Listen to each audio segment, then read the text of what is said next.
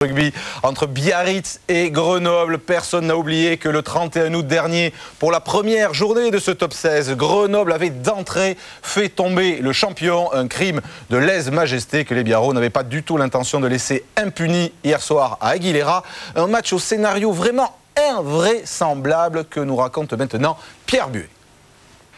Nicolas Brusque, Serge Betsen, les internationaux du Biarritz Olympique faisaient banquette hier soir pour la venue de Grenoble. Un répit exceptionnel dont n'a pas profité l'un des petits nouveaux du groupe France, le demi de mêlée, Dimitri Yachvili. Le match démarre à peine et Lolo Rodriguez a l'air soucieux comme un mauvais pressentiment. Sur cette première mêlée, les Grenoblois jouent plutôt bien le coup. Daniel Braun, tout d'abord, fait reculer la défense, très vite relayé par Lenny Mathieu, l'ancien Biarro. Ensuite, les trois quarts prennent l'initiative, Marc Bill, Jean-Victor Bertrand, puis Frédéric Benazèche revient intérieur, fixer deux défenseurs avant d'envoyer Nicolas Carmona à l'essai.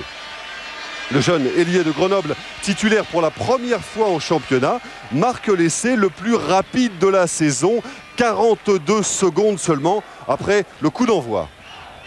Juste une péripétie pour les Biarros, se dit-on, pas sûr quand 3 minutes plus tard, sur cette touche dans les 40 mètres du BO, Grenoble s'offre un 3 contre 1. Julien Frié, c'est Alex Chazalé qui aplatit derrière la ligne, mais l'essai est refusé par Didier Méné, l'arbitre. La passe était en avant. Cette fois, cela ressemble à une vraie alerte pour les Biarros.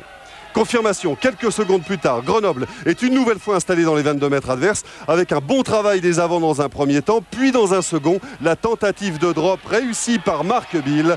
Après 6 minutes de jeu, Grenoble mène 10-0 sur la pelouse du Biarritz Olympique. Puis 16-0 après 2 pénalités réussies par Frédéric Benazèche et un petit coup de pouce du destin sur l'une d'entre elles, une pénalité façon billard à 3 bandes. Serge Delmas en reste quoi?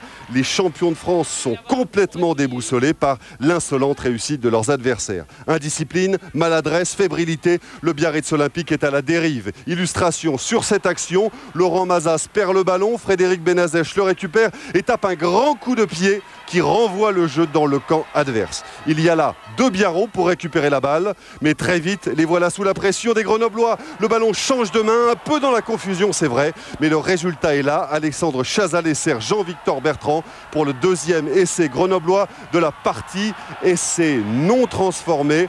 Voilà un quart d'heure que le match a démarré.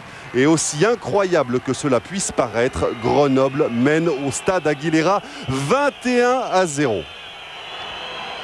Cette fois, c'en est trop. Le Biarritz Olympique se doit de réagir pour échapper au ridicule. Dimitri Yachvili marque les 3 premiers points de son équipe à la 20e minute.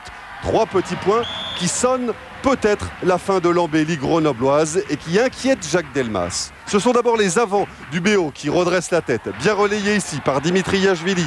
Le demi de mêlée ramène son équipe dans les 22 adverses, sollicite un nouveau coup de pouce des gros avant de lancer Marc Cherbina pour la conclusion. Pour sa première titularisation en championnat, l'Australien marque un essai capital pour l'avenir du BO dans cette rencontre. Après la transformation réussie, Dimitri Yachvili ajoutera 6 points au total des Biarros sur pénalité. À la mi-temps, Grenoble n'a plus que 8 points d'avance et mène 24-16. Demande de lui qu'on mette la pression là, c'est pas possible, on recommence de nouveau comme contre Montferrand. Jacques Delmas voit se profiler le spectre des défaites face au Stade français et surtout Montferrand la semaine passée. La seconde période confirme les craintes de l'entraîneur grenoblois. Ses joueurs accumulent les fautes et offrent autant d'opportunités au buteur Dimitri Yachvili de rapprocher son équipe au score. À 19-24, certains perdent même leur sang-froid. Sur cette touche à 5 mètres de la ligne de but, Grenoble est en position de force. Jean-Michel Gonzalez est hors jeu.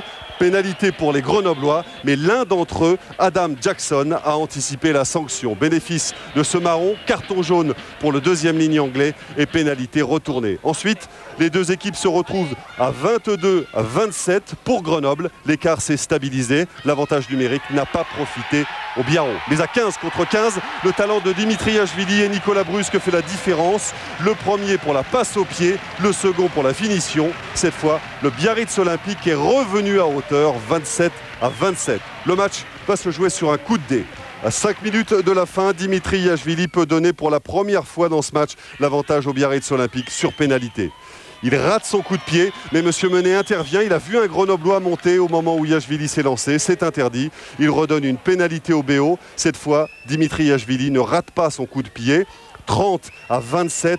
Ce sont les derniers points du match. Biarritz l'emporte après être passé tout près de la catastrophe. Quand on voit l'entame de match qu'on fait, c'est sûr qu'on se fait peur en première mi-temps. Mais dès qu'on a su mettre notre jeu en place, on s'est bien repris, on leur a posé des problèmes, même si ça n'a pas été parfait partout dans notre jeu. Donc on est très satisfait d'avoir gagné, mais beaucoup de boulot encore.